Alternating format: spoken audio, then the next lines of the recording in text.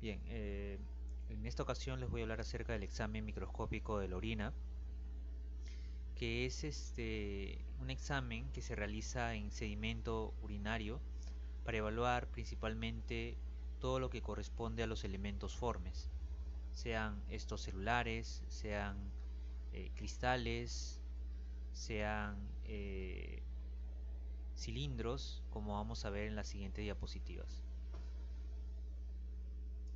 Como ya lo he mencionado, el objetivo es identificar materiales insolubles que estén presentes en la orina. Para ello nosotros vamos a valernos del microscopio, eh, microscopio de campo claro. Eh, Algunos autores señalan que se puede utilizar también microscopio de luz polarizada para evaluar los cristales, aunque es suficiente utilizando solamente este tipo de microscopio de campo claro.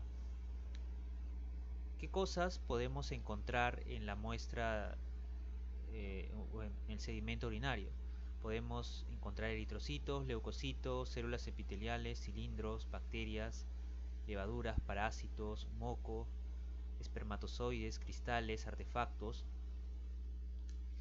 Estos elementos pueden estar presentes en una orina normal cuando están en concentraciones muy bajas, por ejemplo en el caso de los eritrocitos, los leucocitos. La presencia ya de parásitos, levaduras o incluso bacterias en una gran cantidad puede ser indicativo de algún tipo de infección. Los cristales también se consideran normales, su presencia, siempre y cuando sean cristales considerados o clasificados como no patológicos y que estén de de tamaños digamos pequeños, cristales pequeños, y su número no sea muy alto. Para poder llevar a cabo el examen microscópico es necesario preparar la muestra. Estas muestras deben ser recientes, como ya se ha comentado. Cuando pasa mucho tiempo a la intemperie, las células que pueden estar presentes en la muestra de orina pueden lisarse. Igualmente, en orinas alcalinas se ha visto que los leucocitos sobre todo se ven alterados cuando pasa mucho tiempo. De ahí que sea muy importante trabajar las muestras lo más rápidamente posible. También recordar un poco de que una de las maneras de preservar la orina era usando refrigeración, pero esta refrigeración no puede ser muy prolongada porque ello puede ocasionar también que precipiten cristales, y ello podría ser elevar el número de cristales que yo pueda realizar o contar en la muestra de orina, en el sedimento, y, y sería un falso resultado elevado, ¿no? Entonces, de ahí que, como digo, lo principal, lo más recomendable sea trabajar con muestras recientes. Los cristales tampoco deben, mejor dicho, las muestras de orina no deben llevarse a 37 grados o a incubación en baño María, porque ello puede ocasionar que los cristales se disuelvan. En la fase preclínica se recomienda que los pacientes depositen el chorro medio en los frascos, ¿no? Esto ya depende de todos nosotros, los profesionales, de recomendar, de dar las pautas al paciente para que recolecte, cómo debe recolectar la muestra de chorro medio. También es muy importante que la muestra sea mezclada, homogenizada antes de proceder a la centrifugación. El volumen con el cual vamos a trabajar es entre 8 a 10 mililitros, y la centrifugación se va a hacer a 400 o 1500 revoluciones por minuto por 5 minutos. Se recomienda centrifugar en tubos tapados para evitar la formación de aerosoles. Posteriormente, yo debo decantar el sobrenadante haciendo una inversión completa del tubo. Eso lo hago bastante rápido, se hace bastante rápido este paso de voltear el tubo para arrojar el sobrenadante y luego volver a la posición inicial, de tal manera que me quede con un poco de orina, aproximadamente de 200 a 400 microlitros, y en el fondo el pellet o sedimento. Yo voy a resuspender este sedimento haciendo pequeños golpecitos en la base del tubo, y posteriormente voy a recoger esta resuspensión utilizando una pipeta, ¿no? Puede ser una pipeta, aproximadamente 20 microlitros. Luego coloco esta cantidad, este volumen en un portaobjetos al cual le voy a colocar una laminilla para observar a microscopio. Otra alternativa, antes de recoger con la pipeta el volumen, puedo agregar previamente un colorante como el colorante de Sternheimer Malvin. Eso es opcional porque se puede trabajar con una muestra sin colorear, ¿no?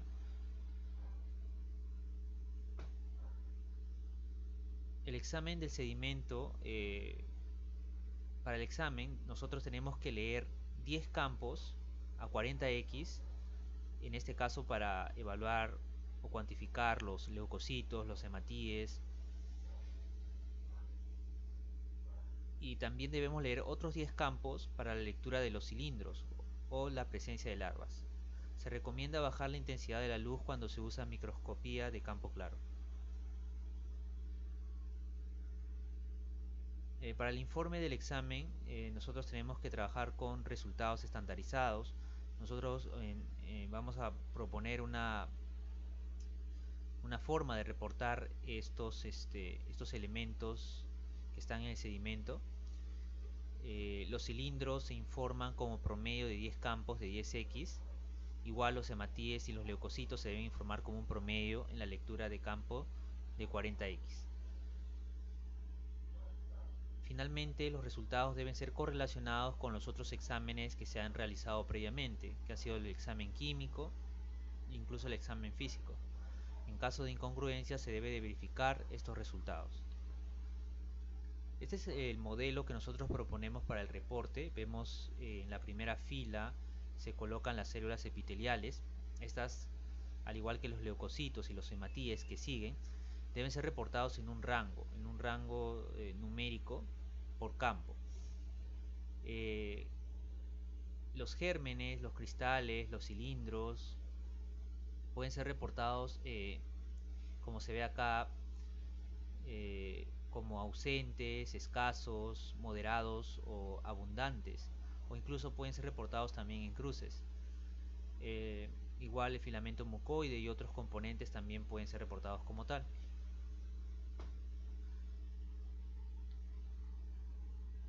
En esta diapositiva muestro algunas recomendaciones que hace el Instituto de Estandarización en Laboratorio del Perú. Vemos acá que para lo que son los cilindros, en este caso recomienda que estos sean reportados con valores numéricos expresados en un rango, aunque también puede ser reportados, como ya lo mencioné anteriormente, como ausentes, escasos, moderados o abundantes. En el caso de las células epiteliales, los leucocitos y los hematíes, sí tienen que ser reportados en valores en un rango numérico. Cuando estos rangos están por debajo de 10, ¿no? Normalmente los rangos son estrechos, ¿no? De 0 a 1, 1 a 3, 3 a 5, pero cuando ya son más de 10, sobre todo, los rangos se van aumentando, ¿no?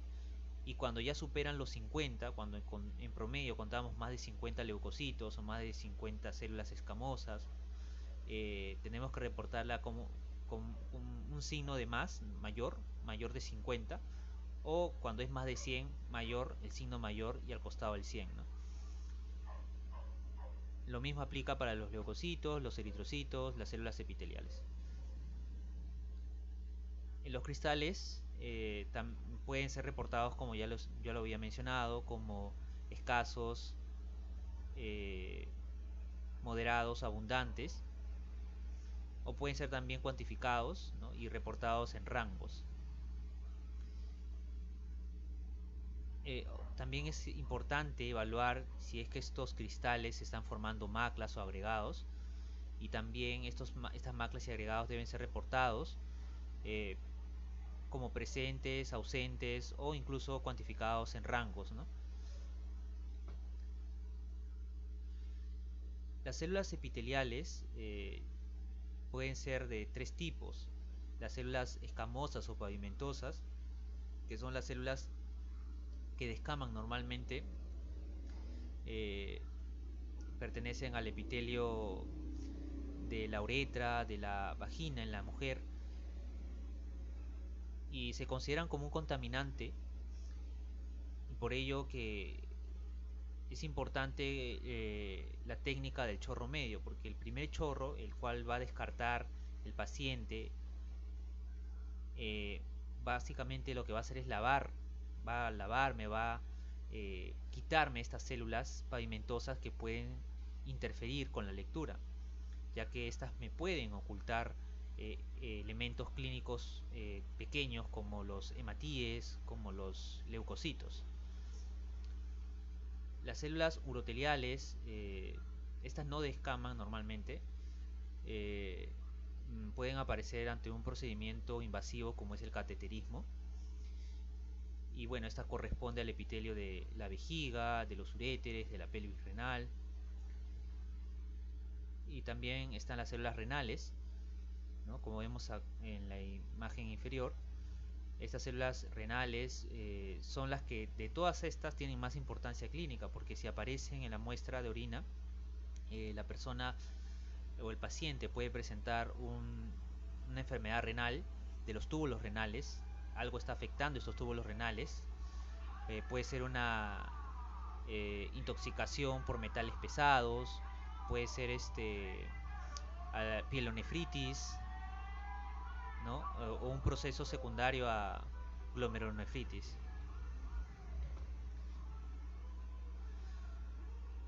Los leucocitos y eritrocitos aparecen normalmente en la orina, pero en cantidades muy ínfimas, ¿no? Se dice que los eritrocitos estarían entre 1 a 3, los leucocitos entre 3 a 5, y en las mujeres incluso un poco más.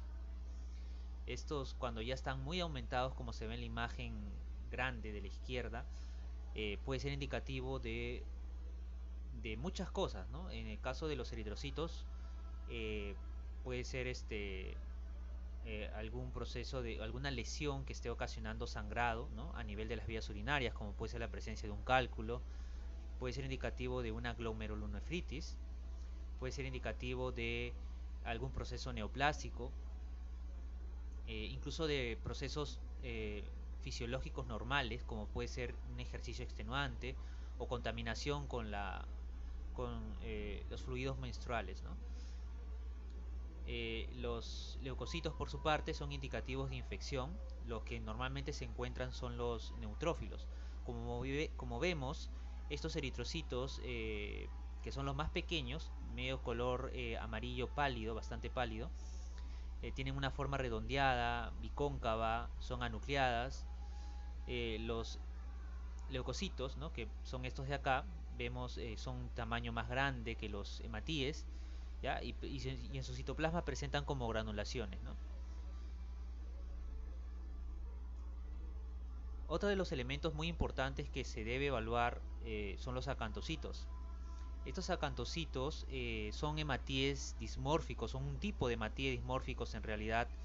Vemos acá este diagrama que representa estos acantocitos, ¿no? Presentan varias proyecciones o protusiones, ¿ya? Puede presentar solamente una, no es necesario que presente varias, y además está acompañada de esta, se puede decir, de esta forma de dona, ¿no?, que tiene. Estos acantocitos están muy relacionados con daño a nivel de los glomérulos renales, ¿no?, lo que es una glomerulonefritis. Se dice que si del conteo de hematíes el 5% o más del 5% corresponde a este tipo de hematíes, acantocitos, eh, lo más probable es que esa persona tenga daño a nivel de los glomérulos. Los gérmenes también se cuantifican, ¿no?, como escasos, moderados o abundantes. En esta imagen podemos apreciar que hay bastantes componentes bacterianos de forma basilar. Los cristales, como ya lo había mencionado, su presencia no es necesariamente indicativo de algún proceso patológico, pero cuando estos cristales están aumentados en número, están aumentados en tamaño, pueden ser indicativos de riesgo litogénico, ¿no? En el caso, por ejemplo, del ácido úrico, eh, cuando hay doble población de cristales de oxalato de calcio dihidratado, junto con cristales de oxalato de calcio monohidratado, también puede ser indicativo de riesgo litogénico. También estos cristales, como la cistina, están relacionados ya con procesos patológicos, como es un tipo de metabolopatía congénita. Eh, Cristales de colesterol también son indicativos de un síndrome nefrótico en el cual hay lipuria, ¿ya? Entonces todos esos detalles hay que tener en cuenta al momento de evaluar este tipo de elementos. Los cilindros se forman a nivel de los túbulos renales, eh, a partir de una sobreexpresión de la proteína de Tarn-Horsfall. ¿Ya? Esta proteína aumenta cuando hay un tipo de estrés o un tipo de lesión a nivel de los túbulos renales, ¿ya? Su presencia puede ser normal, ¿no?, en pacientes o en personas que hacen ejercicio extenuante, pero en este caso el tipo de cilindro que se observaría es como el de la imagen A, es un cilindro hialino. Es un cilindro que eh, es ocasional, puede aparecer en la orina, pero ya en otras muestras que se le realice a este mismo paciente ya no aparecería este tipo de cilindro. Entonces eso es indicativo de un proceso fisiológico, ¿no? Pero cuando ya esta, estas muestras de orina me muestran cilindros ya de manera constante, y tienen estas otras formas, como se ven acá, cilindros granulosos, cilindros serios o cilindros hemáticos, ya es más indicativo de que hay un daño a nivel de las células renales. Los hongos y parásitos también pueden estar presentes en los sedimentos urinarios. Las pseudohifas y levaduras, en el caso de candidiasis, estas levaduras, sobre todo, es muy importante conocer la morfología, porque podemos confundirla con hematíes cuando las vemos solas, ¿no?, y no con estas pseudohifas. Es muy fácil esta confusión, ¿no? Entonces, estas levaduras en realidad tienen una forma media ovalada, y lo que las caracteriza principalmente es que presentan unas pequeñas yemas o unos brotes que pueden sobresalir de estas levaduras, ¿no? Lo que me indicaría finalmente que es una infección por hongos, ¿no? Tenemos acá también imágenes corresponden a parásitos, en este caso un protozoo, que es el Trichomonas vaginalis, ¿ya? Estas son más difíciles de poder identificar, su tamaño es bastante reducido, y en esta imagen, como vemos, habría que notar sobre todo eh, el flagelo que sobresale, ¿no? Hay también una estructura lineal, ¿no?, que también atraviesa todo el parásito, que también nos puede identificar esta Trichomonas vaginalis. Y finalmente, otros componentes que se pueden encontrar ya a manera de contaminantes, ¿no?, lo que se conoce como artefactos, son el grano de almidón, como se observa acá en la imagen izquierda, o las fibras de algodón, ¿no? Estos de acá no se reportan, pero hay que tener en cuenta su morfología para poder diferenciarla de otros tipos de componentes. Muy bien, entonces esto sería todo con respecto al examen completo de orina. Se ha abarcado examen físico, examen químico, examen microscópico, muy brevemente en realidad que se realiza el procedimiento para cada una de estas etapas. Espero que les haya sido de mucha utilidad y conmigo será hasta otra oportunidad. Muchas gracias.